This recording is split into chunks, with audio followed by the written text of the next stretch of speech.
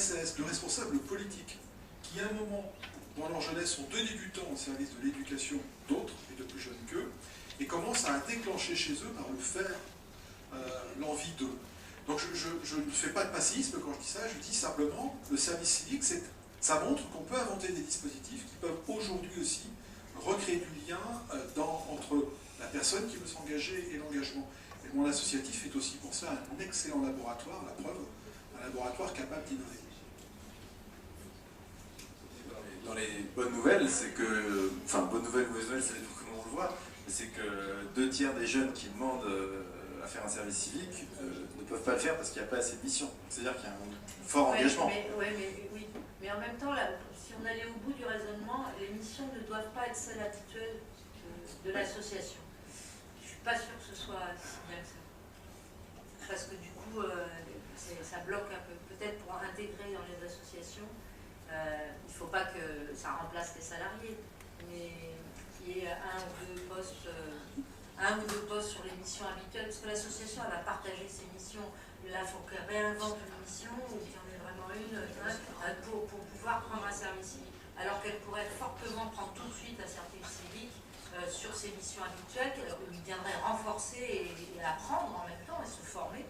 Bon, à condition que ce soit limité, évidemment. Enfin, il y a des garde-fous. Mais je pense qu'il faudrait ouvrir un peu plus la possibilité de service civique, plus simplement. On a le président d'Unicité qui vient d'arriver dans la salle, il peut faire un... Je suis arrivée, mais j'étais au téléphone. Pardon. Non, Est-ce qu'il y a d'autres questions, d'autres commentaires sur le... Oui, je vous en prie. Merci. Françoise Sauvageau, représentant le mouvement sportif. Je vous remercie, Christine, de poser aussi clairement aujourd'hui la question de cette société en mouvement, avec d'une part des organisations, des fédérations, des organisations excessivement structurées, et un fait associatif qui régénère aujourd'hui d'autres formes.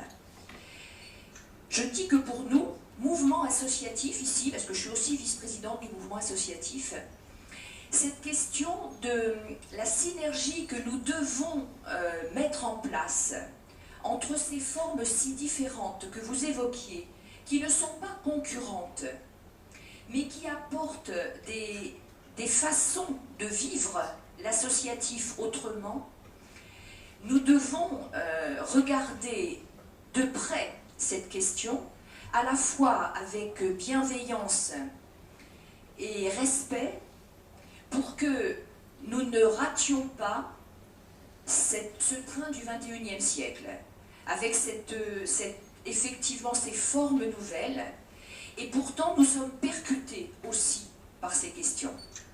Donc ce sont des vraies questions de fond, de mutation. Nous sommes dans cette période de transition, et vous le dites avec beaucoup de simplicité, et je crois que ça doit tous nous interroger sur cette façon de regarder le fait associatif dans son histoire, mais dans son devenir. Merci. Je le crois beaucoup en la jeunesse. J'aime les enfants. Est-ce qu'il y a d'autres interventions? Oui. Oui, très rapidement, mais c'était peut-être pour revenir du coup, sur la question des corps intermédiaires, sur le rôle des corps intermédiaires. Bah, c'est vrai qu'il y a, du coup, moi je regarde chaque année les chiffres du Centre d'études sur la vie politique française, sur la confiance des Français en direction des institutions, des corps intermédiaires. Et c'est vrai que les résultats d'abstention, qui étaient un peu le point de départ, en tout cas le symptôme de cette fracture qui se creuse, quand on lit les chiffres depuis 2006 du CEVIPOF, je regardais tout à l'heure vite fait sur mon téléphone, mais en 2006, déjà, 81% des Français pensaient, en tout cas des sondés, pensaient que la politique ne pouvait pas améliorer leur vie. Alors aujourd'hui, on est à 89%. Donc je veux bien qu'évidemment il y ait des enjeux liés à la crise, mais on a quand même l'impression, en tout cas des éléments dont on dispose, on a quand même l'impression que c'est des éléments assez structurels, que finalement, du coup voilà, ça évolue, mais que quand on a 89% des Français qui disent qu'ils ne pensent pas que la politique puisse améliorer leur vie. Bon, quelque part, quand je prends le truc de façon inversée, je me dis, ils sont quand même très républicains pour quand même se mobiliser pour aller voter, parce que c'est quand même un sacré concept de à la fois de penser que ça n'a pas d'impact, mais quand même de parvenir à se mobiliser. Enfin, c'est plutôt intéressant. Alors tout le monde n'est pas traité de la même façon, les partis politiques pour le coup, alors là c'est 11% des Français qui ont confiance en eux, les syndicats un peu plus, les associations beaucoup plus, mais avec du coup un peu, voilà, une diva, enfin beaucoup plus, mais...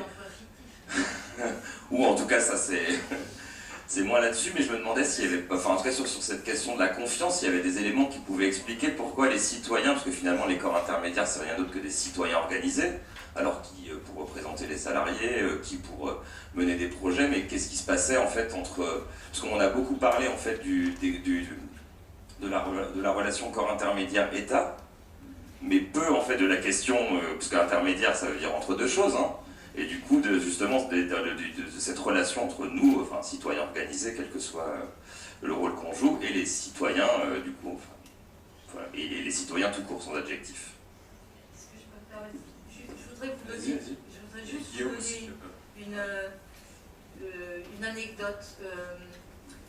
Au moment des dernières élections municipales à Orléans, j'ai discuté avec une journaliste qui a fait des radio-trottoirs, qui a sondé sur le trottoir. Elle a rencontré une dame avec son bébé dans la poussette et elle lui a demandé est-ce que vous allez voter. Elle a dit non, pas du tout. Elle a dit pourquoi vous n'allez pas voter? Ça ne sert à rien, la politique, ça ne sert à rien, ça.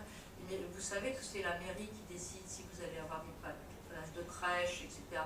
Et la dame a répondu mais non, l'un ou l'autre ils sont obligés de le faire de toute façon. Parce que je pense que la première chose qu'on ne comprend pas, et ça, vous avez raison, les corps intermédiaires devraient s'y attacher fortement. On ne sait plus ce que c'est que la politique.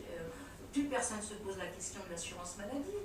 On paye trop de cotisations, mais qui c'est? Enfin, il y a beaucoup de choses de nos institutions et de notre que les gens ignorent complètement de leurs droits. Ils ne savent pas comment leurs droits sont acquis, s'ils peuvent les perdre ou pas les perdre. Il y a des choses qui sont d'une évidence totale pour eux. Ils ne s'imaginent même pas que ça pourrait ne plus exister. C'est une anecdote, mais la dame, elle pense que droite, gauche, centre, peu importe, les crèches, il est obligé de les faire. Elle n'a juste pas compris qu'il peut en faire 3 ou il peut en faire 300, mais voilà. Et c'est ça, c'est le truc, c'est comme si tout ça était acquis, totalement acquis, et que rien n'était vraiment... voilà. Sauf l'emploi. Sauf l'emploi. Ça, tout le monde a bien compris. Mais pour le reste, ça s'est perdu. Et là, on a du travail à faire. Non, mais je ne sais pas si je vais revenir au point de départ, mais simplement sur cette question de la politique, je pense qu'il y a aussi une dimension française qui est un peu particulière, c'est-à-dire qu'on est parti aussi de l'idée très longtemps que la politique pouvait tout changer. Et c'est quand on s'est rendu compte qu'elle ne pouvait pas forcément tout changer, les gens ont basculé dans l'idée qu'elle ne pouvait rien changer. Et c'est un peu cet absolutisme de ce qu'on attend de la politique, du fait que dès qu'on a 51%, on peut construire le socialisme dans un seul pays. C'est plus compliqué que ça la vie, et c'est vrai que c'est tout un boulot de le faire comprendre. Donc ce que je voulais revenir juste sur le débat précédent, sur les corps intermédiaires, etc., et le numérique en particulier, parce que je fais partie d'un corps intermédiaire qui est assez impacté par la question du numérique, c'est les médias. Donc effectivement, ça change tout pour nous, pour notre rôle dans la société. Ça pose des problèmes économiques considérables dans la mesure où les gens considèrent que l'information est gratuite, entre guillemets. C'est-à-dire que ça pose en particulier des problèmes particuliers pour les gens qui avaient l'habitude de ne pas considérer la pub comme une rentrée très importante pour fonctionner. Et c'est ces gens-là qui sont plus impactés négativement par cette évolution. Mais sinon, je pense que ça va se réguler. C'est très compliqué, mais on voit bien avec tout le débat sur les fake news en particulier qu'il y a un besoin, y compris si le coût d'entrée sur le marché de l'information est très faible, il y a en fait besoin d'un tri, d'une qualification de l'information, et ça va se faire sous des formes sans doute différentes, probablement avec des acteurs différents aussi de ceux qui existent aujourd'hui. C'est très difficile, si vous voulez, c'est très difficile quand vous êtes dans le papier de se reconvertir de manière avec succès dans le numérique parce que vous ne pouvez pas. Il faut continuer à faire vivre le papier tout en faisant le reste, etc. Avec des logiques et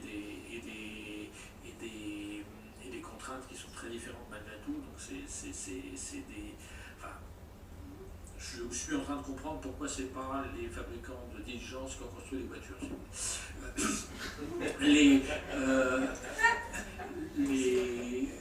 Donc c'est effectivement très compliqué, c'est très, très dur, y compris sur le plan social dans ce secteur-là, et ça favorise plutôt aujourd'hui une dégradation aussi de la qualité de l'emploi, de la rémunération, etc. Mais en même temps, je pense que va émerger là aussi, sur ce terrain-là, de nouveaux corps intermédiaires, et ça va se régler parce qu'il y en a besoin, y compris même si l'accès à l'information est immédiat et chacun peut diffuser ce qu'il veut, etc. Je pense qu'il y a une fonction sociale de tri, de qualification qui est nécessaire. Et je pense que c'est la même chose pour le rapport des citoyens avec ça ne peut pas être et ça ne va pas être direct. Il faut forcément ces corps intermédiaires sous des formes rénovées et dans des structures rénovées. Merci beaucoup. Philippe voulait dire un petit mot de conclusion. Je vous laisse la parole pour conclure. Merci aux trois intervenants.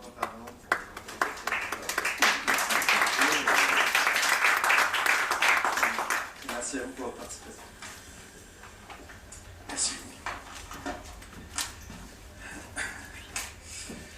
Bon, d'abord, un grand merci à vous trois. Je sais qu'on aurait pu continuer encore longtemps, très très longtemps sans doute, vu la richesse d'abord de vos interventions et évidemment la multiplicité des questions qui ont été posées. Deux, trois mots simplement en réaction et de ce que j'ai pu comprendre et ce que j'ai pu retenir finalement ce que vous avez dit. Bon, globalement, ce qu'on peut retenir, c'est que oui, la période d'une certaine manière est clairement à la reconfiguration, au questionnement, à l'interrogation.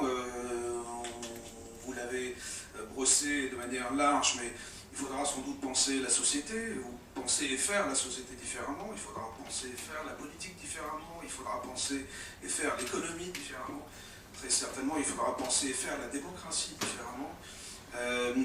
L'ensemble des points que vous avez soulevés démontre que sur tous ces aspects-là, évidemment, nous sommes à la fois entre des éléments de crise, de questionnement et de transition, et il y a clairement pour nous un rôle à jouer là-dessus.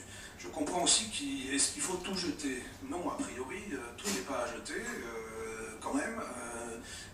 Vous l'avez dit, tu l'as dit Guillaume, la situation de la France sur de nombreux aspects, parce que ce n'était pas si pessimiste que ça quand même, hein. On produit moins d'inégalités en France, on a plus de productivité, on a beaucoup d'engagement citoyen, et j'y reviendrai. Donc attention à ne pas tout jeter non plus dans cette grande lessiveuse, d'une certaine manière, dans laquelle nous sommes. Quelques mots peut-être, parce que ça n'a pas été beaucoup dit sur la table ronde, mais essayons de regarder un peu ailleurs, au-delà de nos frontières. Moi, j'y suis un peu sensible de par le monde associatif duquel je viens, mais finalement, cette grande reconfiguration, ces grands questionnements, on les retrouve dans beaucoup d'endroits. C'est pas qu'un sujet français, on n'est pas un îlot non plus de ce point de vue-là. Si on regarde évidemment ce qui s'est joué aux États-Unis et la situation américaine, la situation du Royaume-Uni aujourd'hui, les questionnements au sein du Royaume-Uni, se déroule aussi dans de nombreux autres pays où, d'une certaine façon, ça a été dit, la démocratie représentative a peut-être fait des progrès sur les 20 dernières années, disons depuis la chute du mur de Berlin. Elle a connu quelques coups d'arrêt assez sévères. Et jusqu'au sein de l'Union européenne, si on regarde ce qui se passe en Europe centrale et orientale, de ce point de vue-là, la montée des autoritarismes, la montée d'une autre forme d'organisation politique doit nous interroger aussi sur des contre-modèles qui sont en train de naître. Donc, si on fait le tour autour de nous, si on regarde aussi les effets de la mondialisation commerciale, augmentation des inégalités, réduction des classes moyennes en Occident, vous ne l'avez pas forcément dit, mais on n'était pas loin. Une des explications aussi de ce qui s'est joué aux États-Unis, peut-être passe par là aussi, là où les classes moyennes sont en émergence dans les pays asiatiques. Bon, donc il y a des mises en concurrence aussi de classes moyennes qui font qu'il y a des pertes de repères. Et on est une société qui a été bâtie, d'une certaine manière, par les classes moyennes. Donc effectivement, ce sentiment que les pouvoirs publics on entend ça aussi, que les pouvoirs politiques, d'une certaine manière, ne maîtrisent plus forcément tout. Et donc, moi, ce que je retiendrai peut-être, c'est que le citoyen électeur, finalement, a le sentiment que son vote ne changera plus rien, que le citoyen travailleur également, si je comprends bien, a le sentiment que sa voix dans l'entreprise ne pèse pas, et c'est peut-être ça qui fait qu'il y a de la perte de repères. Alors, il reste le citoyen lui-même, et donc les besoins d'engagement, l'envie d'engagement, qui se fait ailleurs d'une certaine manière, et je pense que c'est peut-être là que notre rôle est fondamental, le rôle du monde associatif, des corps intermédiaires, le monde associatif tout particulièrement. Alors c'est vrai qu'on jouit d'une image bien meilleure que les partis politiques, que les syndicats également, effectivement, nous restons plébiscités par l'opinion publique, juste après les cercles les plus proches, la famille, les amis, vient le monde associatif. Donc c'est un gage de confiance très fort. Et tu l'as très bien dit, Christine. En même temps, il faut qu'on reste prudent également sur les risques d'institutionnalisation qui pèsent également sur notre secteur. Et l'enjeu de faire savoir faire place d'une certaine manière à ce besoin d'engagement, c'est ce qui nous motive, c'est ce qui nous mobilise. Mais c'est évidemment fondamental pour faire croître et faire durer ce besoin d'engagement qui existe dans la société aujourd'hui. Alors, notre rôle probablement, c'est de continuer à nourrir, à être force de proposition, nourrir les solutions comme acteurs d'expérimentation, comme des acteurs correcteurs d'inégalités, ce que nous sommes, j'en suis convaincu, comme un des derniers lieux aussi qui favorise la mobilité sociale et la mobilité citoyenne. On est un des lieux aussi où on maintient les citoyens en activité d'une certaine façon, autour de l'activité, et parfois un lieu de redéfinition de ce qu'est l'activité. Donc c'est probablement tous ces points de force qui sont les nôtres dans le contexte que vous avez largement décrit et bien présenté, qui peuvent constituer en tout cas un élément de projet. Donc clairement, c'est un appel, je pense, pour nous à continuer à être en mouvement, à continuer à assumer notre rôle, mais à savoir s'ouvrir et être porteur de nouvelles solutions. Je pense qu'il nous faudra aussi, on n'a pas beaucoup évoqué, mais travailler en alliance, on ne le fera pas seul, bâtir ici un certain nombre d'alliances. Nous sommes partie de la famille de l'économie sociale et solidaire, il y a un certain nombre d'acteurs, nous ne sommes pas seuls dans ce cadre-là, parce que le modèle et ça tu l'as dit, est fortement ancré en France. Notre modèle républicain, descendant d'une certaine manière, est très solide et très souvent, l'exemple du Grenelle est très juste. J'en ai vécu d'autres dans le secteur international. L'huître qui s'ouvre d'une certaine manière pour une logique de concertation, de participation, elle se referme très souvent assez vite. Et donc, effectivement, il faudra qu'on soit plusieurs dans ce cadre-là. Voilà. Merci beaucoup à vous, en tout cas, pour votre présence. Merci Emmanuel Verny, délégué général de SS France. On a un peu évoqué pour ta présence, aux chers collègues qui sont venus, les membres du groupe du CESE également. Merci à notre animateur, Vincent David, pour l'animation. Et la bonne nouvelle, enfin il y a une bonne et une mauvaise nouvelle que je vais vous annoncer pour finir, c'est que nous allons quitter la salle fraîche où nous sommes pour retourner vers la chaleur, mais nous allons avoir des boissons fraîches à l'inverse à partager, donc je vous invite à nous retrouver pour un petit cocktail de l'amitié. Merci.